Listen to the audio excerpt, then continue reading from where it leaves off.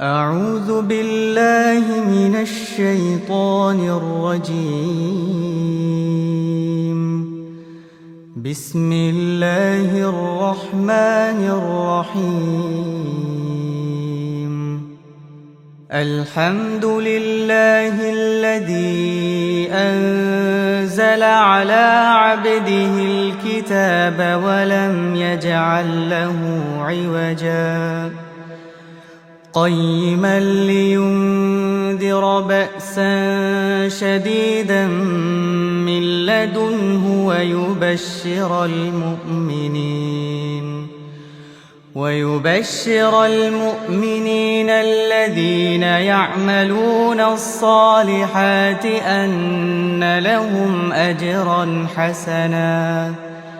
ماكثين فيه أبدا وينذر الذين قالوا اتخذ الله ولدا ما لهم به من علم ولا لآبائهم كبرت كلمة تخرج من أفواههم إن يقولون إلا كذبا فلعلك باخع نفسك على آثارهم إن لم يؤمنوا بهذا الحديث أسفا إنا جعلنا ما على الأرض زينة لها لنبلوهم أيهم أحسن عملا وإنا لجاعلون ما عليها صعيدا جرزا أم حسبت أن أصحاب الكهف والرقيم كانوا من آياتنا عجبا إذ أوى الفتية إلى الكهف فقالوا ربنا آتنا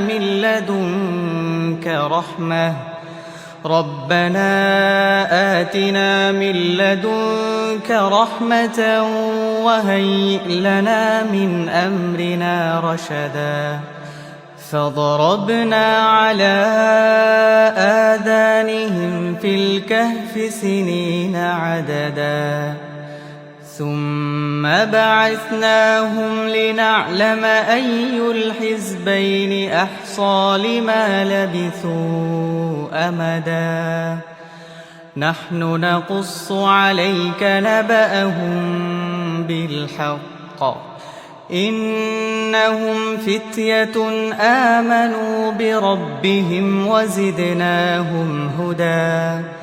وربطنا على قلوبهم إذ قاموا فقالوا ربنا رب السماوات والأرض لن ندعو من دونه إلها لقد قلنا إذا شططا هؤلاء قومنا اتخذوا من دونه آلهة لولا يأتون عليهم بسلطان بين فمن أظلم ممن افترى على الله كذبا وإذ اعتزلتموهم وما يعبدون إلا الله فأووا إلى الكهف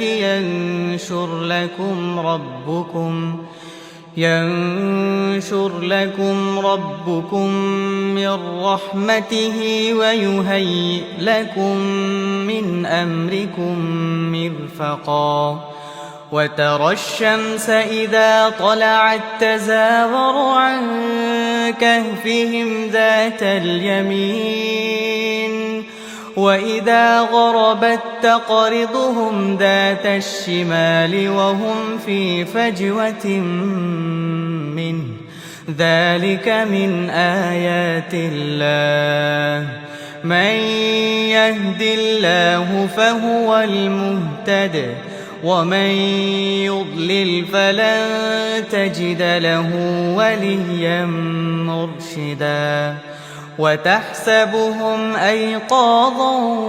وهم رقود ونقلبهم ذات اليمين وذات الشمال وكلبهم باسط ذراعيه بالوصيد لو اطلعت عليهم لوليت منهم فرارا ولملئت منهم رعبا وكذلك بعثناهم ليتساءلوا بينهم قال قائل منهم كم لبثتم قالوا لبثنا يوما أو بعض يوم قالوا ربكم أعلم بما لبثتم فابعثوا أحدكم بورقكم هذه إلى المدينة فلينظر أيها أزكى طعاما فليأتكم برزق منه وليتلطف ولا يشعرن بكم أحدا إنهم إن يظهروا عليكم يرجموكم أو يعيدوكم في ملتهم ولن تفلحوا إذا أبدا وكذلك أعثرنا عليهم ليعلموا أن وعد الله حق وأن الساعة لا ريب فيها إذ يتنازعون بينهم أمرهم فقالوا ابنوا عليهم بنيانا ربهم أعلم بهم قال الذين غلبوا على أمرهم لنتخذن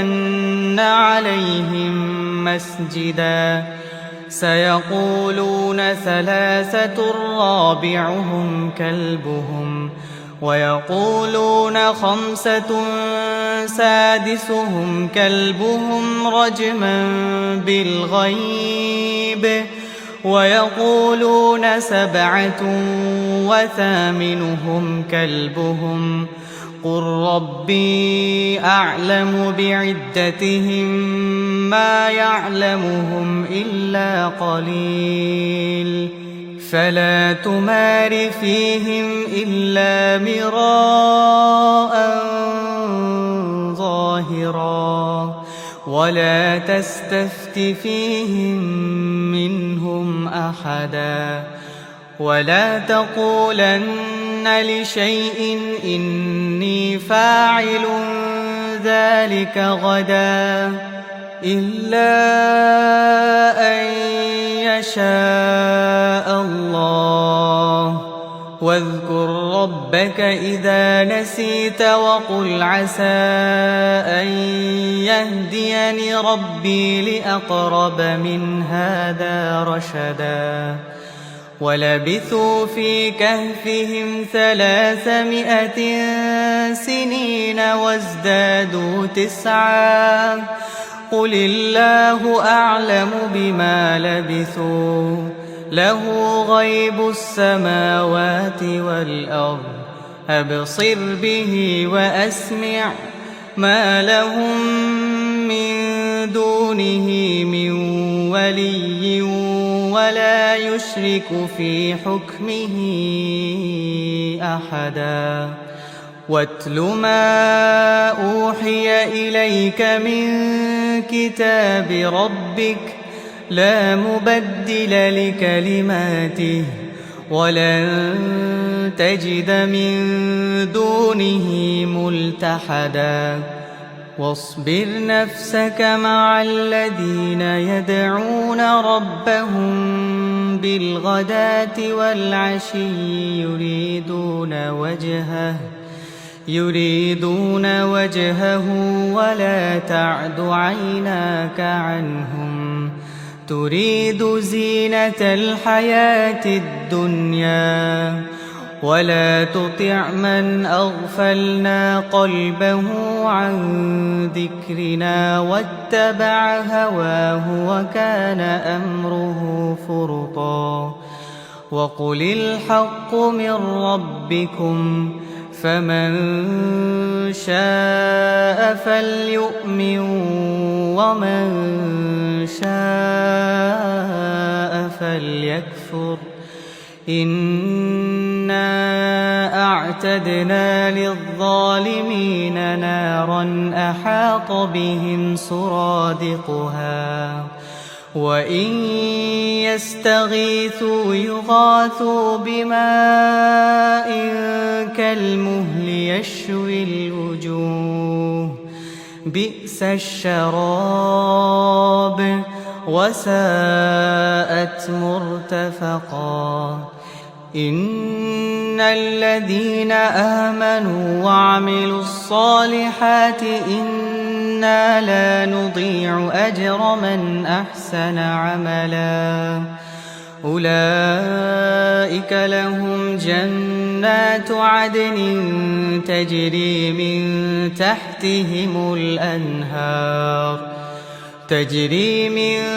تحتهم الأنهار يحلون فيها من أساور من ذهب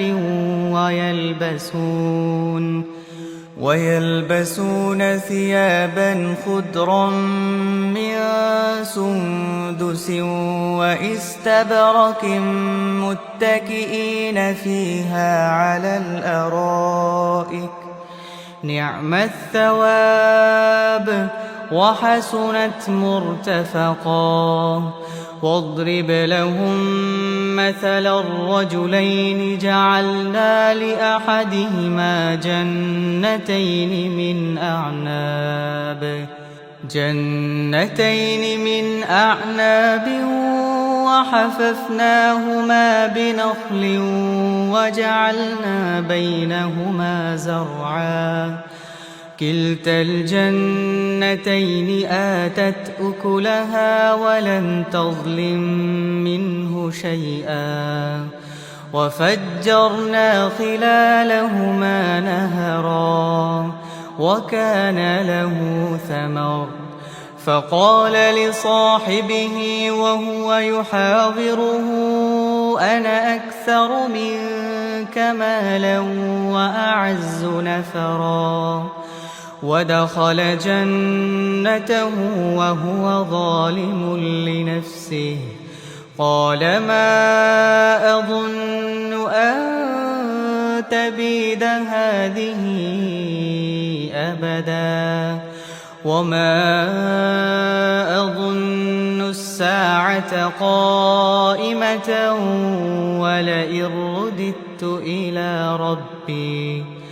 ولئن رددت إلى ربي لأجدن خيرا منها منقلبا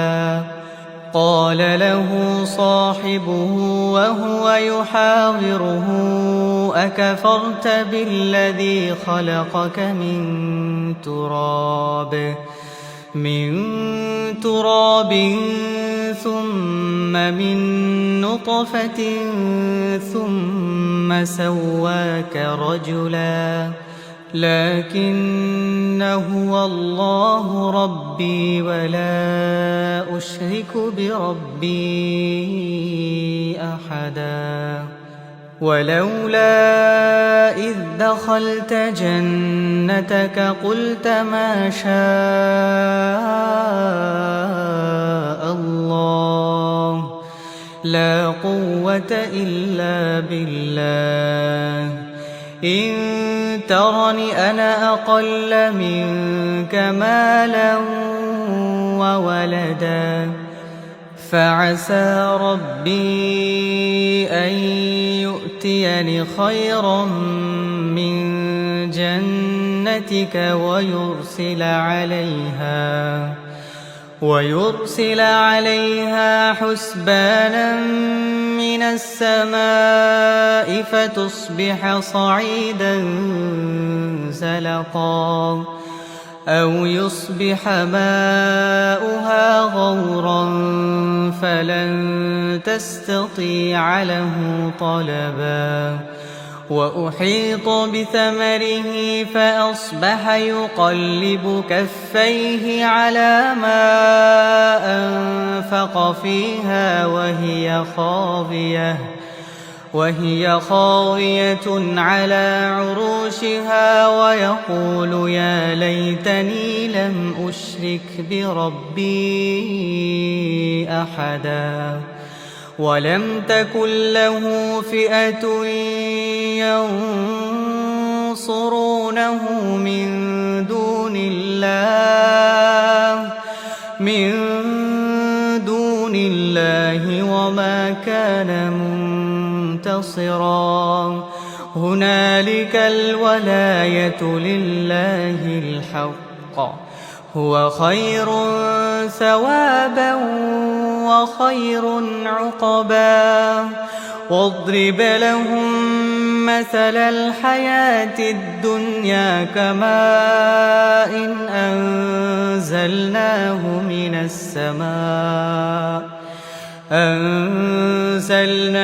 من السماء فاختلط به نبات الأرض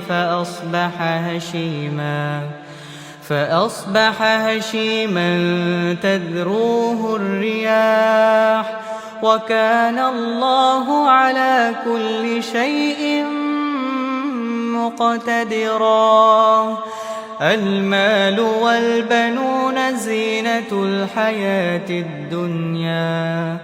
والباقيات الصالحات خير عند ربك ثوابا وخير أملا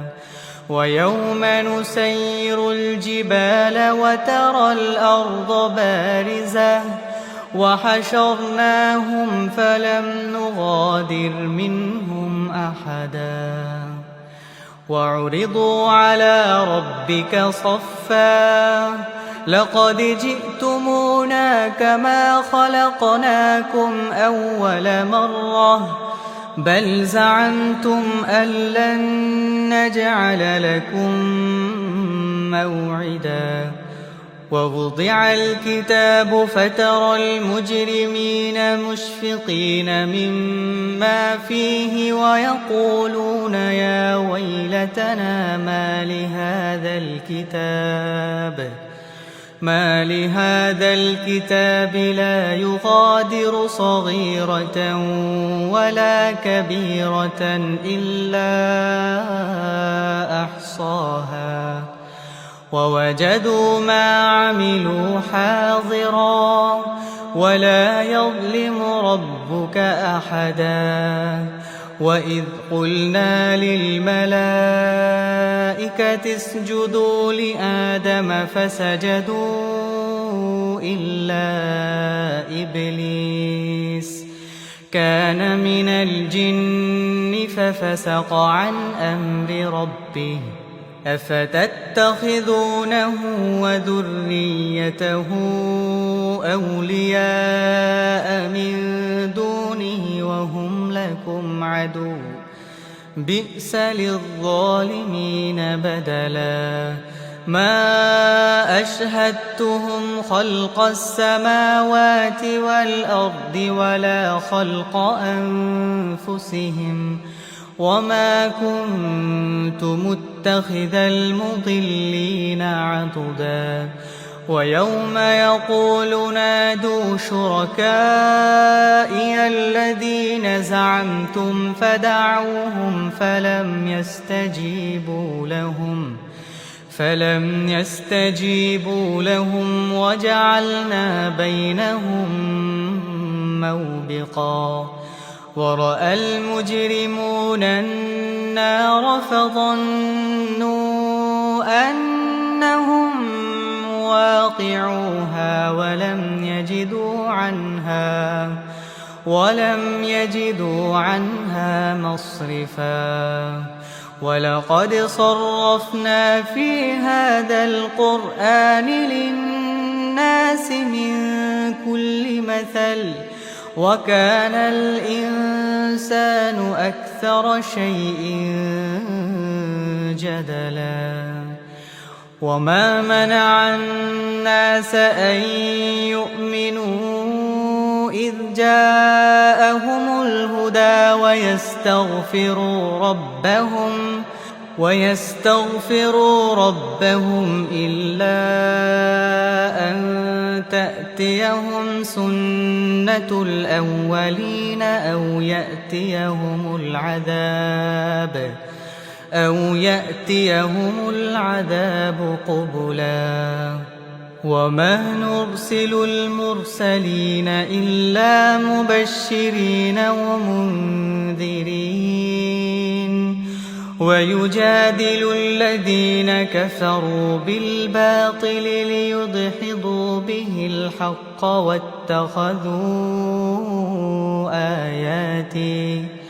واتخذوا آياتي وما أنذروا هزوا ومن أظلم ممن ذكر بآيات ربه فأعرض عنها ونسي ما قدمت يداه إنا جعلنا على قلوبهم أكنة أن يفقهوه وفي آذانهم وقرا وإن تدعهم إلى الهدى فلن يهتدوا إذن أبدا وربك الغفور ذو الرحمة لو يؤاخذهم بما كسبوا لعجل لهم العذاب بل لهم موعد لن يجدوا من دونه موئلا وتلك القرى أهلكناهم لما ظلموا وجعلنا لمهلكهم موعدا وإذ قال موسى لفتاه لا أبرح حتى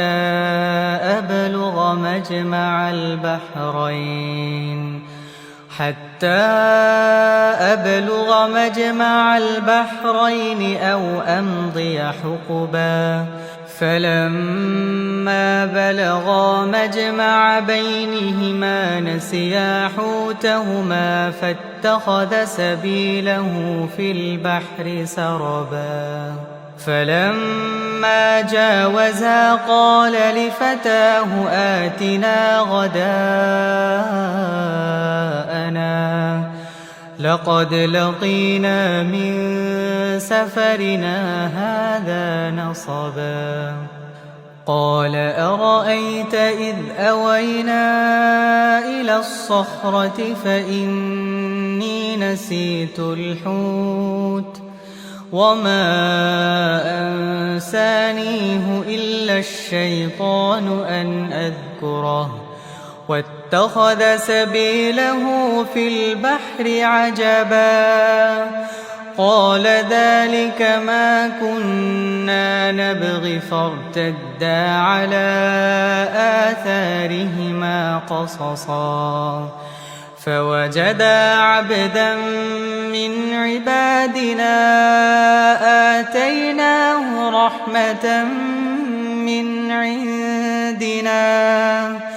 رحمة من عندنا وعلمناه من لدنا علما قال له موسى هل أتبعك على أن تعلمني مما علمت رشدا قال إنك لن تستطيع معي صبرا وكيف تصبر على ما لم تحط به خبرا قال ستجدني إن شاء الله صابرا ولا أعصي لك أمرا قال فإن اتبعتني فلا تسألني عن شيء حتى أحدث لك منه ذكرا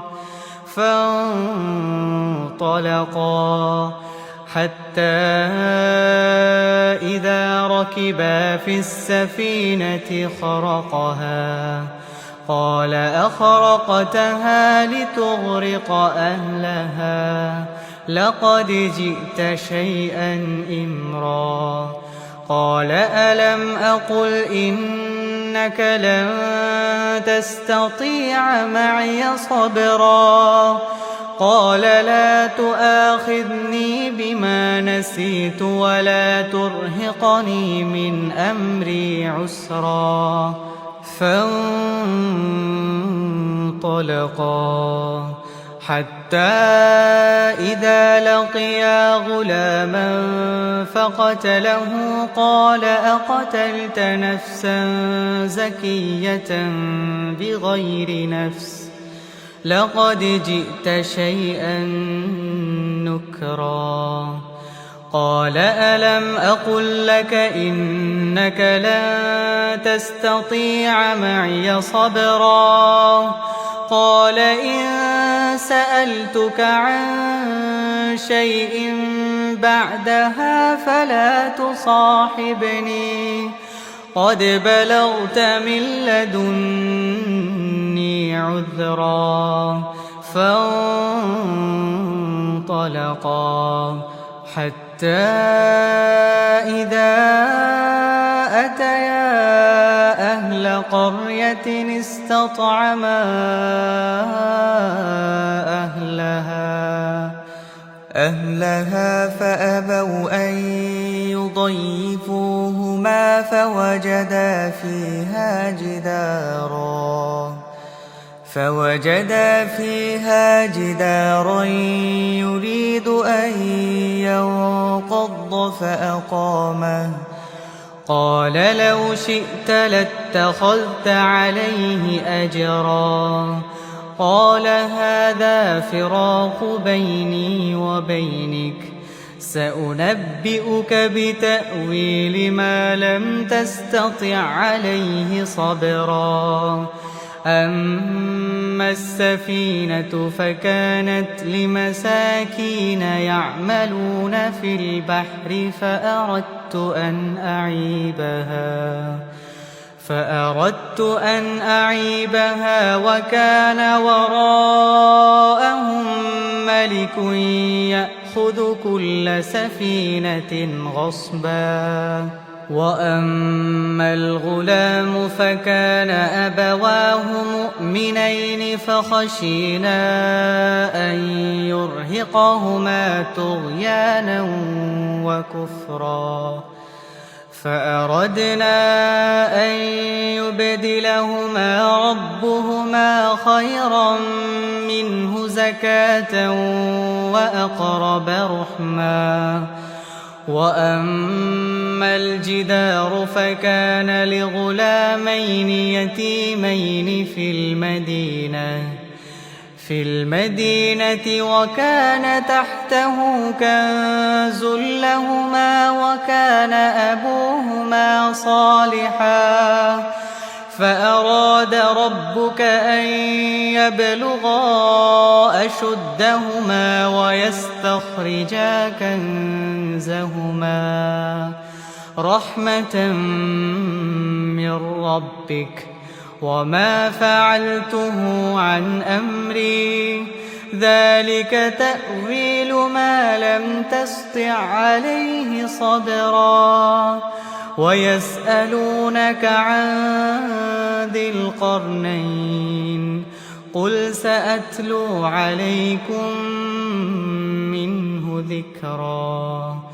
إنا مكنا له في الأرض وآتيناه من كل شيء سببا فأتبع سببا حتى إذا بلغ مغرب الشمس وجدها تغرب في عين حمئة ووجد عندها قوما قلنا يا ذا القرنين إما أن تعذب وإما أن تتخذ فيهم حسنا قال أما من ظلم فسوف نعذبه ثم يرد إلى ربه فيعذبه عذابا نكرا وأما من آمن وعمل صالحا فله جزاء الحسنى وسنقول له من أمرنا يسرا ثم أتبع سببا حتى إذا بلغ مطلع الشمس وجدها تطلع على قوم لم نجعل لهم من دونها سترا كذلك وقد أحطنا بما لديه خبرا ثم أتبع سببا حتى إذا بلغ بين السدين وجد من دونهما قوما لا يكادون يفقهون قولا قالوا يا ذا القرنين إن يأجوج ومأجوج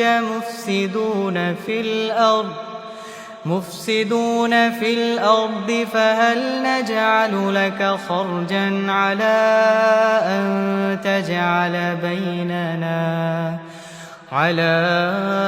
أن تجعل بيننا وبينهم سدا قال ما مكني فيه ربي خير فأعينوني بقوة أجعل بينكم وبينهم ردما آتوني زبر الحديد حتى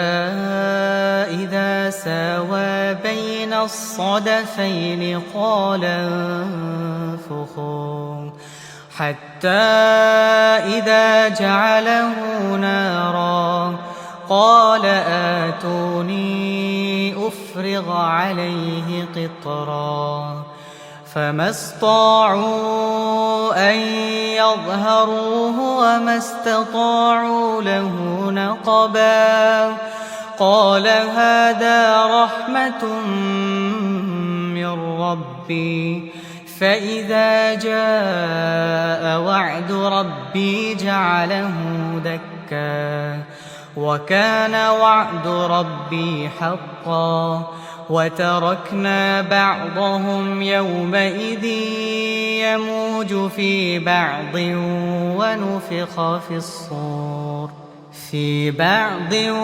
ونفخ في الصور فجمعناهم جمعا وعرضنا جهنم يومئذ للكافرين عرضا الذين كانت أعينهم في غطاء عن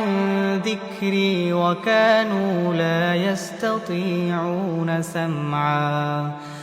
أفحسب الذين كفروا أن يتخذوا عبادي من دوني أولياء إنا أعتدنا جهنم للكافرين نزلا قل هل ننبئكم بالأخسرين أعمالا الذين ضل سعيهم في الحياة الدنيا وهم يحسبون أنهم يحسنون صنعا أولئك الذين كفروا بآيات ربهم ولقائه فحبطت أعمالهم فلا نقيم لهم يوم القيامة وزنا ذلك جزاؤهم جهنم بما كفروا واتخذوا آياتي ورسلي هزوا إن الذين آمنوا وعملوا الصالحات كانت لهم جنات الفردوس نزلا خالدين فيها لا يبغون عنها حولا قل لو كان البحر مدادا لكلمات ربي لنفد البحر قبل أن تنفد كلمات ربي ولو جئنا بمثله مددا قل إنما أنا بشر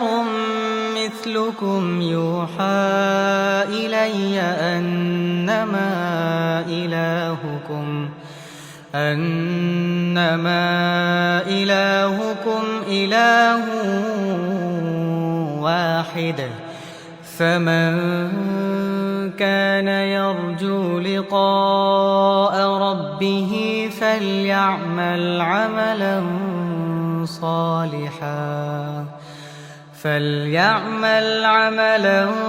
صالحا ولا يشرك بعبادة ربه أحدا.